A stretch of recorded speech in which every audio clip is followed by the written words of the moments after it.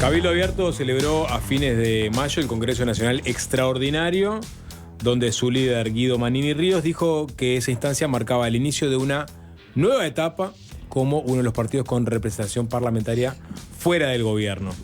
Incluso desde noviembre del año pasado, luego de las elecciones presidenciales, Manini aseguró que no tenía sentido una coalición que actúe para oponerse al nuevo gobierno y que el partido apoyaría las soluciones que se planteen desde el Frente Amplio para temas como deudores, droga o la seguridad. Una de las primeras acciones que tomó Cabildo Abierto en ese sentido fue en la votación de la rendición de cuentas la semana pasada en la Cámara de Diputados, donde el partido que lidera Manini dio los votos que el gobierno precisaba para aprobar esta propuesta. Una propuesta que en realidad, siempre es casi que un trámite parlamentario, pero trajo a algunos intercambios en la previa. Y esto sorprendió de alguna forma a representantes de la coalición, puntualmente a varios dirigentes colorados. Bueno, vamos a hablar sobre esta nueva etapa de Cabildo Abierto, sobre este episodio en particular y también sobre algunos otros temas que se vienen más hacia adelante con el propio Guido Manini Ríos. Bienvenido, ¿qué tal? ¿Cómo anda? Buenas tardes, un saludo a toda la audiencia, la verdad que es un gusto estar acá nuevamente. Manini, antes de meternos en la política doméstica, y lo tomo en su doble rol de político, con una mirada, global, y también como militar. ¿Qué opinión tiene sobre esta escalada del conflicto en Medio Oriente con la intervención ahora de Estados Unidos bombardeando algunos sitios clave del programa nuclear de Irán? Toda guerra es lamentable. A veces uno pierde de vista que cada muerto, y por día mueren centenares o miles a veces, cada muerto es una tragedia, es una familia destrozada, realmente es un dolor tremendo, sea ruso, sea ucraniano, sea judío, sea palestino, sea iraní. Es realmente lamentable, y todo lo que se haga para parar una guerra es poco. Eso, pero lo digo de corazón porque lo siento, me parece que es realmente doloroso lo que está pasando. Y bueno, creo que se van implementando acciones. A veces uno tiene que ceñirse a la información que hay, sea cierta o no sea cierta. Hay un dicho viejo como el agujero del mate, que en la guerra la primera víctima es la verdad. Acá es real, Irán tiene la bomba casi pronta, o es como las armas químicas de Saddam Hussein. ¿Qué realidad tenemos? ¿Se justifican determinadas medidas o no se justifican? Yo, honestamente, primero que nada, soy muy pesimista. Creo que se va a terminar en una conflagración mucho más grande, dado el perfil psicológico, si cabe el término, de los actores. No veo a ninguno echando para atrás, no veo a ninguno. Usted dice tanto Netanyahu como Trump como el propio Ayatollah, Irán. Ninguno de ellos en su perfil, digamos, de actuación está el retroceder, el dar un paso para atrás, el enfriar el partido. Creo que al contrario, son todos de subir la apuesta. Bueno, honestamente creo que estamos ante una gran tragedia de connotaciones mucho más amplias de lo que estamos viendo hoy. ¿Sos de los que cree que puede venir una tercera guerra mundial? Bueno, habría que definirla, pero claramente es una guerra en la cual se van a ir involucrando nuevos actores, y bueno, ya desde el momento que interviene Estados Unidos, desde el momento de que hay distintos escenarios hoy, y no descartamos que se abran otros, o puede pasar, lamentablemente, se puede hablar de una guerra mundial. La guerra, yo creo que hace rato que se viene desarrollando. Hubo una guerra fría que fue una guerra mundial en cierta forma, pero ahora hace rato que hay distintos intereses contrapuestos que, no dudan en llegar a bombardeos preventivos, no dudan en hacer actos de terrorismo realmente terribles como los del 7 de octubre, ni reacciones a veces masivas contra muchísima gente que realmente no tiene nada que ver en el tema, pero igual se la come igual. Yo creo que esto es una escalada que difícilmente se detenga así nomás. Yo creo que se va a detener, sí, pero después de que haya demasiados escombros en la región. Bien, Si hubiéramos tenido a Manini presidente en este momento, ¿qué posicionamiento hubiera buscado para el Uruguay? Pues si lo ves hoy al gobierno, y es un gobierno que por un lado critica las cosas que ha hecho Israel, pero no considera que es un genocidio. Es un gobierno que le preocupa la escalada bélica, pero tampoco te va a nombrar quiénes son los involucrados. Tiene un perfil bastante bajo. Mucha gente, por ejemplo, de este gobierno compara las declaraciones de Orsi con las de otros líderes de izquierda, como Boric, como Lula, y resultan ser mucho más bajas. No se pronuncia de la forma que se pronuncia Lula, por ejemplo. Si hubiéramos tenido a Manini presidente y a Cabildo en el gobierno, ¿cómo se hubiera posicionado? Bueno, para contestar eso tendría que tener las barajas a la vista que seguramente tiene Orsi y yo no tengo, ¿no? Yo simplemente diría las cosas por su nombre y exigiría que el concierto internacional le ponga fin a esta barbarie. Las cosas por su nombre. ¿Qué es lo que no está nombrando el gobierno? Claramente acá hay actores que tienen que bajarse del caballo de una vez por todas, con nombre y apellido, todos lo conocemos. Hay que decir las cosas como son y exigir que la comunidad internacional actúe. Hoy por hoy, una de las víctimas de todo esto es la propia Organización de las Naciones Unidas, que está quedando pintada en un tema de esta magnitud. ¿Pero quién es el que se tiene que bajar del caballo? Se tienen que bajar del caballo los líderes que hoy están subiendo, escalando el conflicto. Donald Trump, Netanyahu, el Ayatollah, todos los que están hoy por hoy fogoneando todo esto. Tienen que bajarse del caballo de una vez por todas. Me parece a mí que acá lo que está en juego es la vida de miles de personas y no se puede tomar a la ligera. Son miles de tragedias que a diario se desatan y no podemos ser tan cerrados en nosotros mismos, tan egoístas para decir no nos importa porque son otros pueblos. Realmente es dolorosísimo lo que está pasando. Alguien dice, el general estuvo en Irán, si no me equivoco. ¿Puede ser? ¿Anduvo en Irán? Yo estuve en Irán, sí. ¿Y? Estuve en el año 88, enseguida del alto al fuego de la guerra entre Irán e Irak, una guerra muy sangrienta que se llevó más de 1 millón de vidas y tiene poca prensa, una guerra que nadie recuerda generalmente. Bueno, y vi cosas realmente espeluznantes, digamos, de ver. Nosotros llegamos enseguida del alto al fuego y en la tierra entre los dos ejércitos había cuerpos todavía pudriéndose con la máscara antigas puesta, es decir, que había gases químicos en la zona.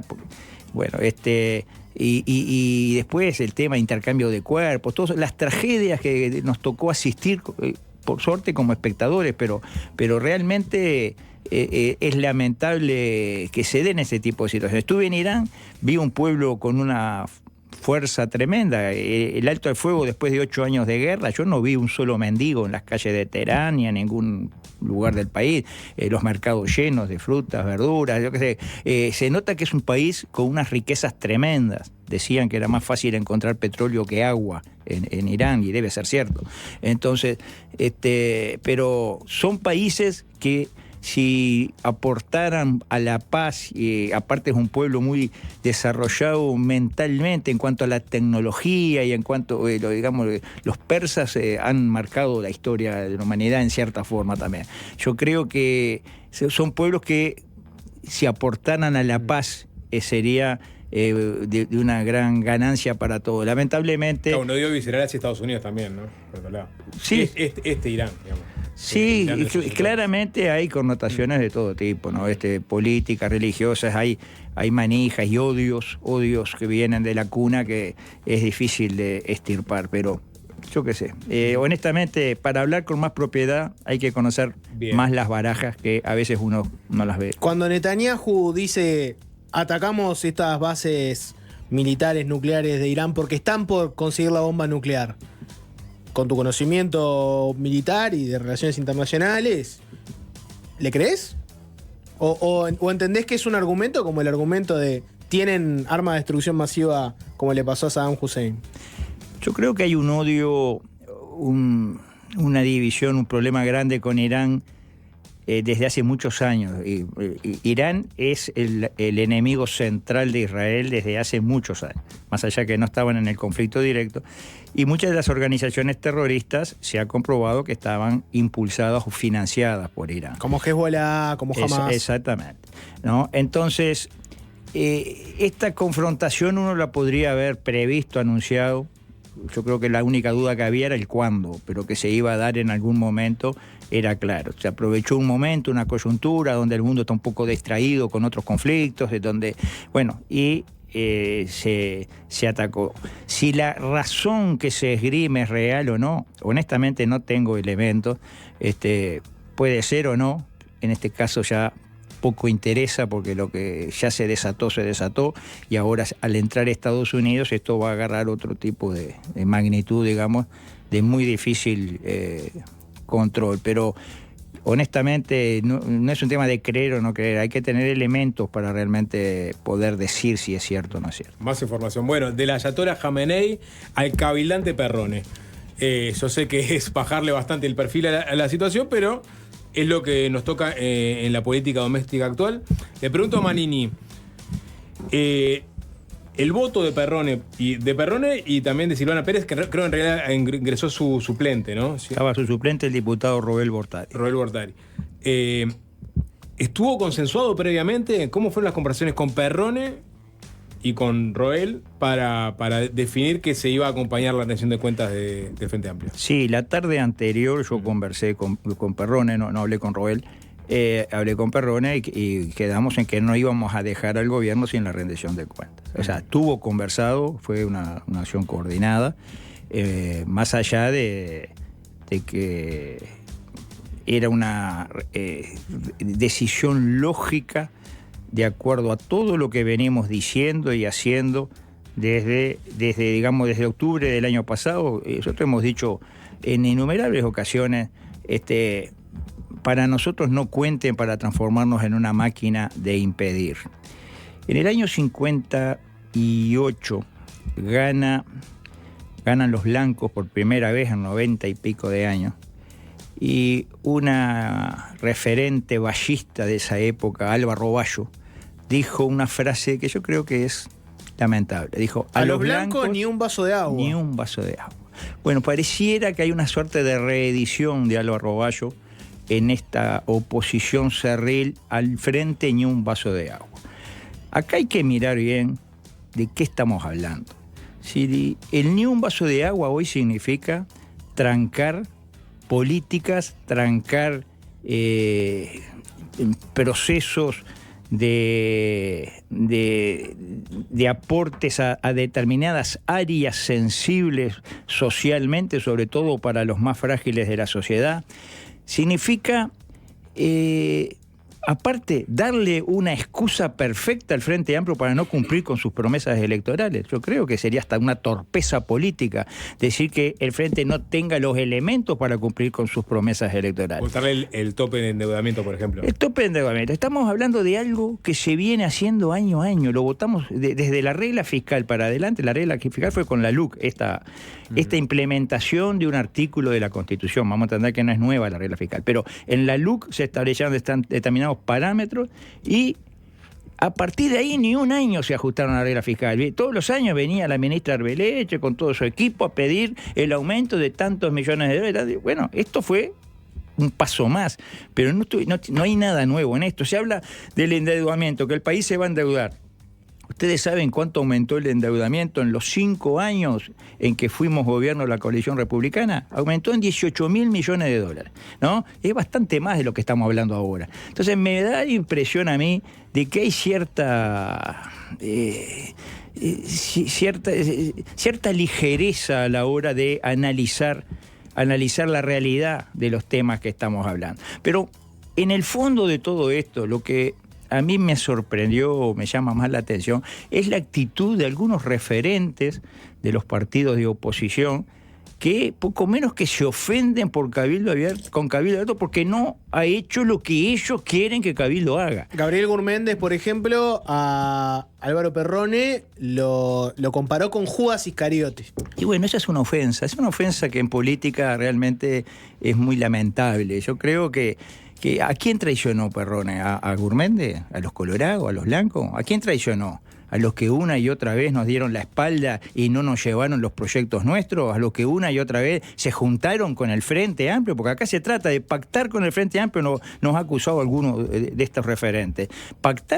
¿Quién pacta con el Frente Amplio? ¿Quién se juntó con el Frente Amplio para dejarnos sin las firmas del plebiscito de la deuda justa? ¿Quién se junta con el Frente Amplio? Ahora se van a juntar para votar la eutanasia. ¿Quién se junta con el Frente Amplio para implementar las políticas de drogas nefastas que llevamos adelante? adelante? ¿Quién se junta con el Frente Amplio para aplicar estas políticas de seguridad que nos llevan por un camino realmente negativo? Y puedo seguir, y la defensa de la vida, y la ley 19.580, la ideología de género, la falta de cristalinidad en las concesiones a largo plazo. Puedo seguir. ¿Quién se junta con el Frente Amplio? Tratar de traidor a un legislador de otro partido que no tiene nada que ver con el suyo porque votó diferente. ¿A ustedes les parece que eso está bien? Yo lo lamento, realmente creo que es un hecho lamentable, grosero aparte. Perrone y Bortari y Roel actuaron de acuerdo a lo que venimos diciendo con coherencia, sin prestarnos a transformarnos en un furgón de cola de un ferrocarril que lo dirigen otros y que lo que están buscando es ir al choque con el ferrocarril del gobierno, y que en las víctimas de ese choque, no importa si son los más frágiles de la sociedad, que se embromen, falta que digan eso, que se embromen los más débiles. Nosotros vamos a ir al choque porque nos sirve, porque electoralmente esto nos va a dar votos en el 29. Es de una mezquindad que no tiene gollete, y nosotros estamos muy tranquilos con el voto en la rendición de cuentas y vamos a seguir actuando así. Ya al otro día de la rendición de cuentas ya se votó un proyecto de ley de la ideología de género a nivel internacional, no sé, una cosa así. Bueno, Cabildo no acompañó, ellos sí acompañaron con el Frente Amplio, y sin embargo el traidor es Perrone. Manini, a ver, igual era casi que un trámite esta rendición, más allá del mensaje político que incluía en algunos artículos. Lo que muchas personas piensan es, bueno, con este discurso de Cabildo Abierto, el Frente Amplio tiene la posibilidad en el presupuesto, donde no tiene mayorías en diputados, encontrar un socio que le dé esos votos necesarios para que pues en el Senado, digamos, esto prospere. ¿Es así? O sea, ¿esto fue la antesala de un acercamiento entre Cabildo y el Frente Amplio para la gran parada que es el presupuesto? Bueno, primero vamos a la mecánica de una ley de presupuesto. Se vota en general, creo que nadie va a no votarla en general, se ha votado siempre, el Frente Amplio ha votado en general las de la coalición, y después viene el voto del articulado, que son 600 artículos o más, depende, o más o menos, o 500 o 700, depende. Entonces, en esos artículos va a haber de todo, como en botica, va a haber de todo. Y Cabildo encontrará artículos que no va a apoyar porque entiende que son negativos, seguramente aquellos que profundizan la disolución de la familia, que profundizan políticas que nosotros realmente estamos condenando, las políticas de droga, etcétera. Bueno, ahí no van a encontrar nunca el apoyo de Cabildo. Y habrá otros que hablan de determinadas inversiones en áreas que afectan a la gente más frágil de nuestra sociedad, que van a encontrar seguramente nuestro voto. Tal vez no seamos solo Cabildo, y seguramente habrá legisladores de otros partidos que también apoyen. Pero esa es la mecánica de la ley de presupuestos. Por supuesto que también vamos a hacer propuestas. Nosotros ya lo hemos hablado, lo están hablando nuestros legisladores.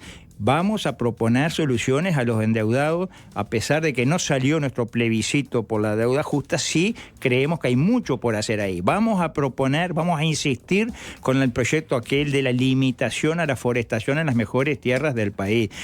Nuestras propuestas vamos a tratar de reflejarlas en artículos que se agreguen a la ley de presupuesto. Ustedes dirán que después van a negociar, van a cambiar. Bueno, si lo que vamos a votar no va contra nuestra idea, digamos, de cómo tienen que ser las cosas, ¿por qué no? Pero queremos encontrar soluciones a algunos temas. ¿Las limitaciones forestales entran en el presupuesto para Cabildo? ¿Lo qué, perdón? Las limitaciones forestales. Que no prosperaron. Lo vamos a conversar, tenemos intención de que sí. La ley de presupuesto en este país es la ley más rápida, más ejecutiva, tiene plazo, a fin de año tiene que estar aprobada. Entonces, es la mejor vía. Si presentamos un proyecto, corremos el riesgo de estar 5 años en la vuelta, incluso que se termine la legislatura y no se termine de votar. ¿Se negoció algo? Porque uno piensa que este tipo de cosas genera resistencias. Los colorados, por ejemplo, salieron muy duros con este tema. Y uno dice, Cabildo tiene el poder, no sé si la llave maestra, ¿no? Pero Cabildo tiene la posibilidad de que salgan las cosas o que no salgan. Para el Frente Amplio, ¿no? Y ahí uno puede negociar. Por ejemplo, uno puede decir, bueno, yo puedo votar esto, pero mis temas de agenda ya los conocés. El tema de la deuda, por ejemplo, el tema de las drogas. A mí me interesa impulsar algo. Si yo te apoyo, ¿vos me apoyás? ¿Ese tipo de negociaciones se dan o no se dan?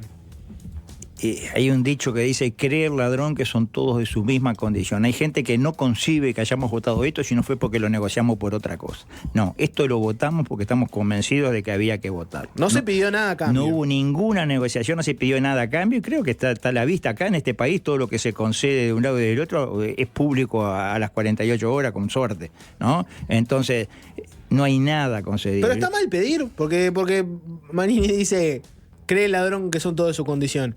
Si yo tuviera el poder de votar, ¿no?, de tener el voto que desempata, ¿por qué está mal que yo vaya y diga, por ejemplo, mirá, a mí me interesa el tema de la forestación, quiero que salga?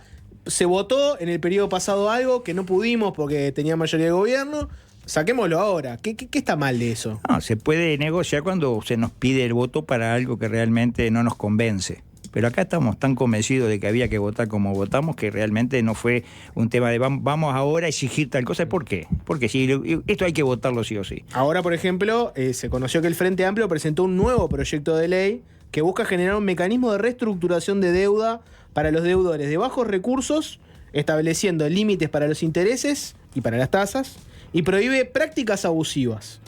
Bueno, hay que leer esto como, bueno, Cabildo puso el voto para la rendición, unos días después el Frente Amplio presenta algo de deuda. Se puede tomar como señales, porque indudablemente esto es parte, no es todo, por supuesto, es parte de lo que venimos pregonando desde hace años, ¿no? Fue una señal.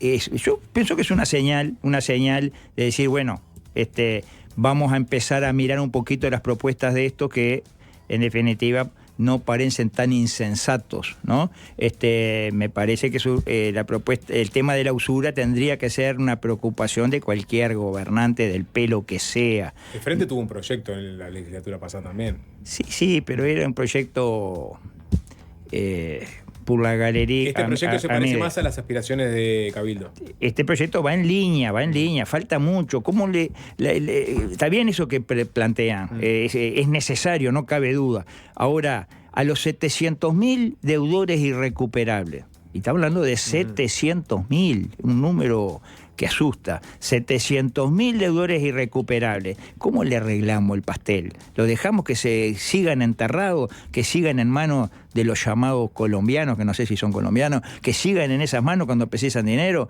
porque no tienen ningún crédito, porque son deudores irrecuperables? Yo digo, hay que complementar esto con medidas específicas.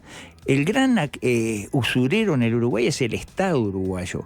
¿Qué vamos a hacer a nivel de la DGI, del BPS, de todos con esos deudores que están crucificados y no pueden ni siquiera abrir un kiosquito porque no pueden, porque el BPS no les da el certificado que necesitan o lo que sea? Yo creo que tenemos de una vez por todas que hacer un mea culpa como país, reconocer que aquí se dejó violar la Constitución olímpicamente, permitiendo esta usura que no se debería haber permitido, y de una vez por todas hacer los cambios necesarios. En el entendido de que ganan todos. Un deudor irrecuperable que se recupere, también gana el acreedor. Si el acreedor no va a cobrar nada hoy, no va a cobrar nada. ¿Qué le va a pagar un deudor irrecuperable? Nada. Entonces, yo honestamente veo que hay como una obcecación, tal vez porque la propuesta surgió de Cabildo. Si hubiera surgido de otro, capaz que hubiera habido otro ambiente, no sé, pero hay que insistir, este proyecto del Frente va en la dirección correcta. ¿Lo votarían? Y así como me lo lee, claro que sí, si es una mejora de la situación, ¿cómo no? Y voy a otra pregunta anterior. Es verdad, porque el argumento es, si nos gusta algo y coincide con nuestros valores y con lo que nos parece bueno, lo votamos, no hace falta negociar ahí. ¿Existe la coalición hoy? No, la coalición de gobierno es una coalición de gobierno. Coalición en la oposición, no. Yo lo dije desde el primer día. ¿Coalicionarnos para qué? ¿Para trancar al gobierno o para que hablen por nosotros referentes, dirigentes de otros partidos? Porque estamos alineados en la coalición, sale el dirigente blanco, el colorado, que sea, a representar a toda la coalición. Nos van a representar a nosotros, los que están en la vereda de enfrente, en la mayoría de los temas esenciales que hemos tratado. Los enumero rápidamente: seguridad, deuda, droga, familia, y tantos más. ideología de género, veñas del Senado para las concesiones a largo plazo, auditorías obligatorias, trabajo obligatorio de los presos. Tenemos un montón de temas en el que una y otra vez los propios integrantes de la coalición republicana que estuvo hasta el 1 de marzo se opusieron, nos ningunearon, no nos consideraron, una y otra vez.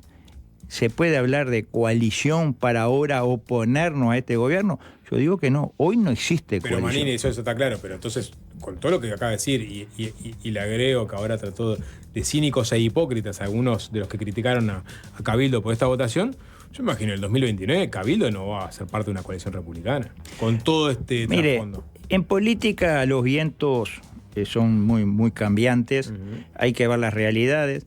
Una alianza electoral como la del año 19, anteponiendo valores que realmente nos unen, porque vamos a entender, no todo nos separan la visión en todos estos temas que yo enumeré, pero también nos une... Es la base de Cabildo lo que lo separa. Pero también nos une el respeto a la libertad individual, el respeto a la propiedad privada, nos une el concepto de que el trabajo genuino lo genera un empresariado pujante, nos unen muchas cosas que podrían ser un mínimo denominador para alguna alianza electoral en el futuro. Yo no lo descarto, tampoco lo anuncio, no. Yo digo que eso siempre puede ser. Yo no descarto nada hoy para el año 29, sería realmente jugar a la Pero en los ojos de la ruleta. población, uno escucha la gente escucha a Manini tratando de la forma que ha tratado a sus ex socios de la coalición, hablando de todos los temas que no le ha llevado a la coalición en su momento,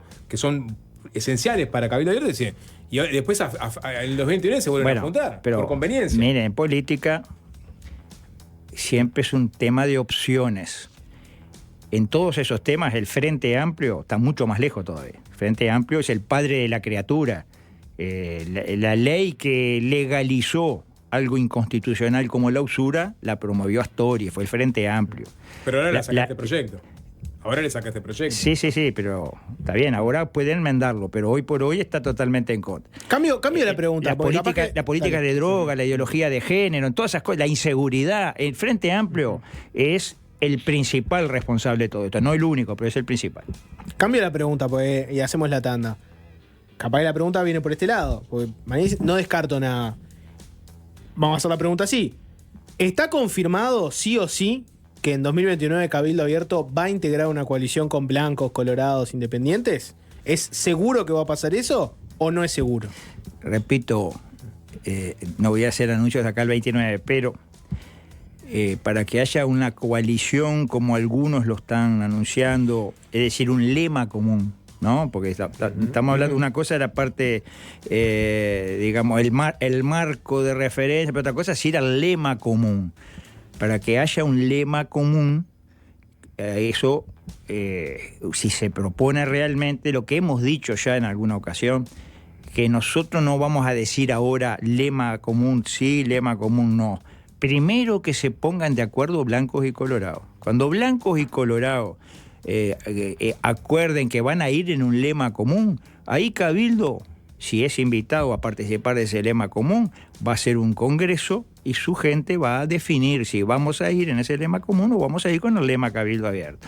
Pero estamos muy prematuros todavía para hablar de ese tema. Primero que blancos y colorados, se supone que son los dos socios mayores en esa jugada, en ese lema común, se pongan de acuerdo. Yo, como decían antes, dificulto. Yo veo que no va a ser tan sencillo que se pongan de acuerdo blancos y colorados en un lema común. Cuando se pongan de acuerdo ellos, ahí Cabildo lo va a decidir en un congreso con toda la seriedad y responsabilidad que el tema amerita, sin descartar nada. Yo hoy no le puedo decir si ese congreso va a decidir sí o no. Bien, hacemos una tanda, se quedan unos minutos más. Ya venimos, estamos con Guido Manini Ríos. Es fácil desviarse.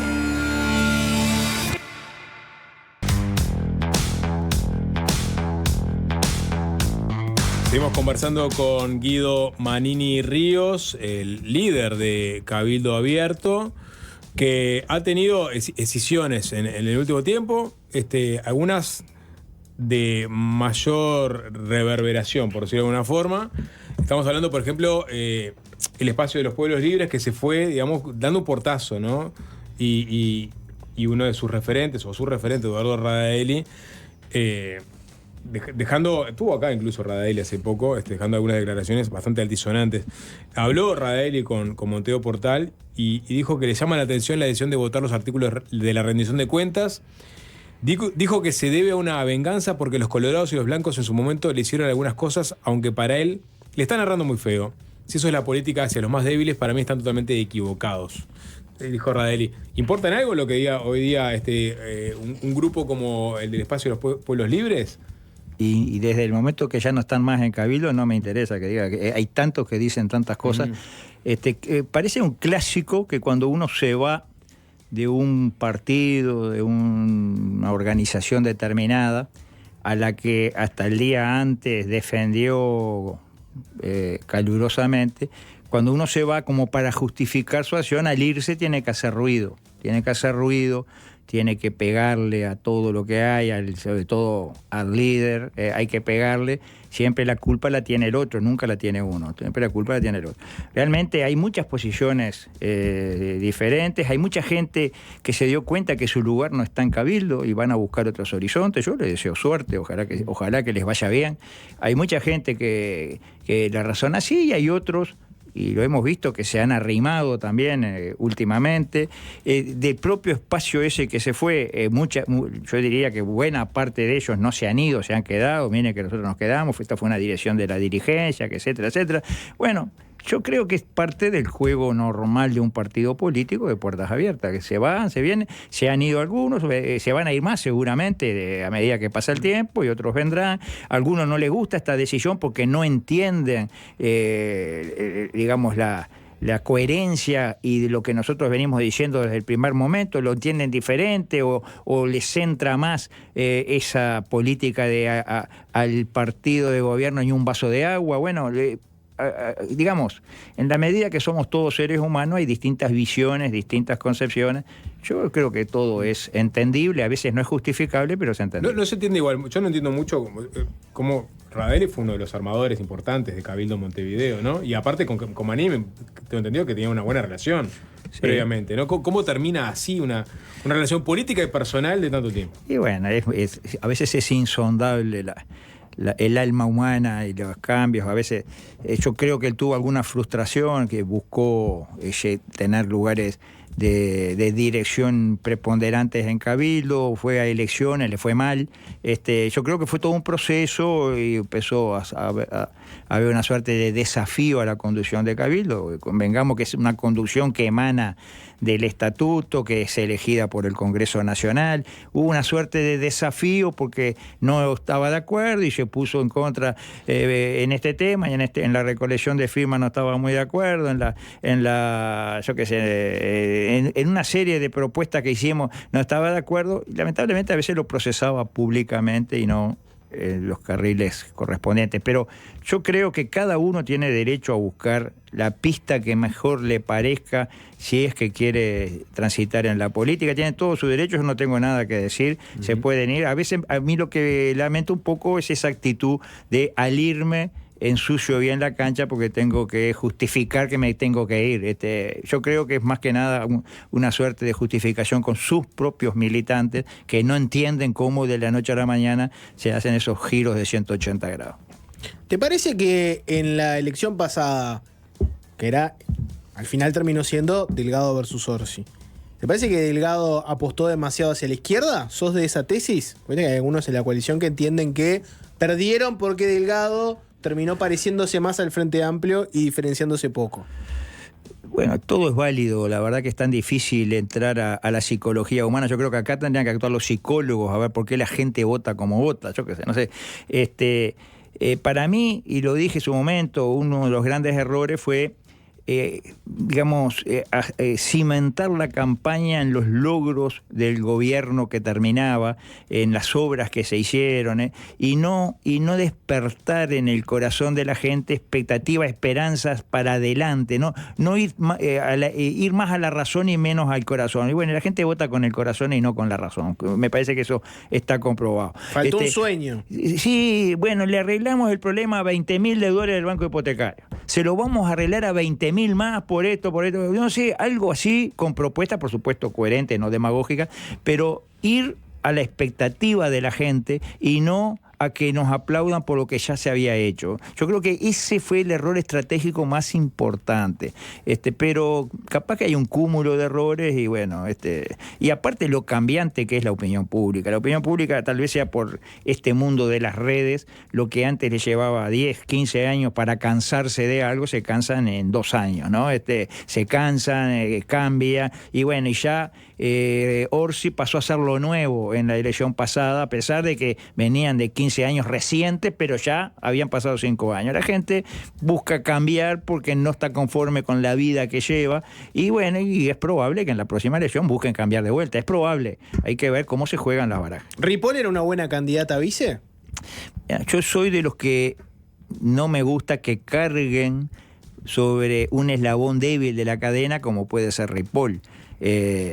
Y sobre todo buscar responsabilizarla a ella. Yo en todo caso responsabilizaría a quien vetó a Laura Raffo. ¿Por qué no pusieron a Laura Raffo? Eso hubiese sido lo lógico, hubiesen evitado tantas fricciones y tantos malestares que hubo.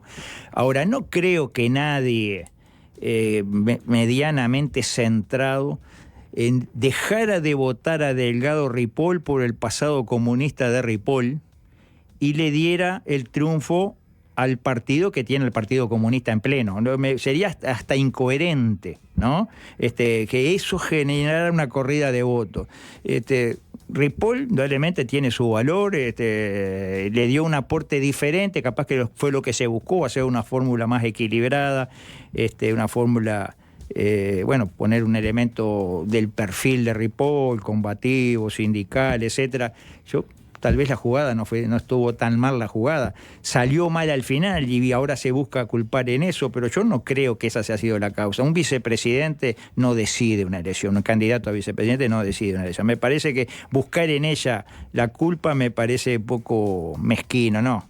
Acá la culpa fue la estrategia general que se adoptó y yo creo que la gente votó más con el corazón y no con la razón. Manini, me quedo una pendiente del bloque pasado.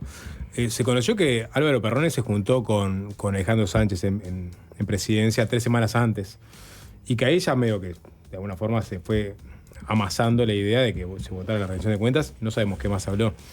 ¿Le constaba que había sucedido esto? ¿Perrone tiene libertad de acción y de movimiento absoluta o tiene que reportar a Cabildo sus movimientos? No tiene que reportar los movimientos, pero digamos un movimiento de ese tenor, él le salió de él, me lo comunicó al día siguiente. Ayer me reuní con... Pero fue una reunión que no tiene nada que ver con lo que después se sugiere, que el PAC... Aparte, él fue a la luz, creo que hasta saludó a los periodistas a la entrada. Si hubiese sido una cosa así, hubiese sido, yo qué sé, en la casa de uno, no sé, hubiese sido otra cosa diferente. Me parece que buscar ahí... fue una reunión, entre otras cosas, se le presentaba la situación en alguna repartición pública que Perrone estaba requiriendo públicamente. Se hablaba de la situación dejada de endeudamiento en ACE, el tema del ferrocarril central, se hablaba de esos temas, pero nunca se pidió el voto ni se acordó nada, porque en definitiva, si hubo algún acuerdo tenía que haber habido una contraparte, no hubo nada, que me digan qué contraparte hubo. Yo creo que buscarle un pacto a esto es aquello que dije al principio, es pensar que todos actúan como actuarían ellos, claro. Pero me parece que hay que aceptar que estamos en un juego democrático donde cada partido vota lo que entiende que es lo mejor, y Cabildo, se habrá demostrado tener autonomía, independencia de criterio una y otra vez, ahora y en los 5 años pasados cuando formamos la coalición republicana, más de una vez si habremos tenido fricciones y dolores de cabeza por decir las cosas como sentimos que son. ¿Y tiene miedo que Perrone se vaya de Cabildo? ¿Y por qué se va a ir? No sé. Se puede ir como se puede ir cualquiera de cualquier porque partido. Se han ido otros legisladores de Cabildo en la administración pasada. Digo, porque podría darse. No digo que eso vaya a suceder, pero... Sí, yo también puedo sacar el 5 de oro el próximo domingo, sí, todo se puede dar. Pero yo entiendo que Perrone está trabajando muy bien, con mucha seriedad, y lo va a seguir haciendo seguramente, él y Silvana Pérez y sus suplentes. La idea es trabajar para encontrar soluciones a temas que para nosotros son muy, muy sensibles. Bien. Una última, se viene la elección del presidente del honorable directorio del Partido Nacional. Los dos que tienen más chances son Álvaro Delgado y Javier García. Manini los conoce a los dos, ha hablado con ambos. ¿Qué interlocutor preferirías a la hora de dialogar? ¿A Cabildo, a qué interlocutor le gustaría más tener como presidente del honorable directorio? No sea malo, no me pida que opine de eso, no voy a opinar. No pienso opinar, aparte del que yo diga, capaz que lo crucifico. No pienso. ¿Puede ser peor para los blancos que Manini salga y diga, me gusta más fulano? Si digo, me gusta más fulano, y si lo digo en serio, seguramente no va a ser fulano. Así que directamente... No opino del tema ni de los blancos ni de ningún otro partido. Manini, la última cortita. ¿Qué hace ahora que tiene menos actividad política, que no es senador? ¿A qué le dedica el tiempo libre? Aunque usted no lo crea, sigo en la máquina. Tenemos que organizar muchas cosas dentro del partido. Ahora estamos organizando la Asamblea Federal, que es un órgano nuevo que surge de los estatutos recientemente votados. Falta todavía la aprobación de la Corte Electoral, que eso lleva su tiempo, pero pensamos que no va a demorar mucho más. Vamos a instalar esa Asamblea Federal, vamos a instalar la Secretaría de la Juventud, la Secretaría de la Mujer. Estamos trabajando bastante intensamente y recibiendo mucha gente, y salimos próximamente a recorrer el país en un trabajo de hormiga que vamos a hacer durante estos 4 años, digamos, hasta el año 29. Vamos a recorrer el país hablando con la gente y sobre todo exponiendo las razones de nuestros actos y de nuestras propuestas, que seguimos creyendo son necesarias y son las mejores para cambiarle la vida a muchísima gente que está muy angustiada por lo que se está viviendo. En un partido como Cabildo Abierto, que está en contra de la despenalización del aborto, que está a favor de la familia tradicional y los roles tradicionales dentro de la familia, que predica en contra de la ideología de género, ¿la Secretaría de la Mujer para qué es? Bueno, pero la mujer tiene un valor tremendo, la mujer, y no solamente está en base a que se preste a la fragmentación, al encono y a denunciar al patriarcado y a echarle las culpas al hombre. No es por eso que vale. Están ahí la para mujer. decir que está todo bien y que el hombre es fenómeno. La mujer vale por sí, vaya si tendrá valor en toda la historia de la humanidad, y la tiene hoy. Hay que potenciarla, hay que resaltarla, hay que luchar siempre por la igualdad de oportunidades de la mujer, siempre. Ese es el verdadero feminismo, no el feminismo enfermizo que busca destacarse en el odio al hombre. No, la mujer, al contrario, es el complemento ideal del hombre y tiene un papel, yo diría que fundamental en la familia y en la sociedad. Nosotros somos realistas, entendemos la realidad de la familia hoy cuál es, y por supuesto que aceptamos esa realidad, incluso dentro de Cabildo tenemos todas las variedades que pueda haber en cualquier otro partido, pero simplemente decimos que hay cosas que se están dando, generando desconcierto en niños y en jóvenes que son para nosotros inaceptables, y ahí es donde nos oponemos a estos libretos que vienen de otros lados, que creo que son perniciosos para nuestra sociedad. Bien, Guido Manini Ríos, muchas gracias por estos minutos. Bueno, gracias a ustedes y un saludo a toda la audiencia nuevamente.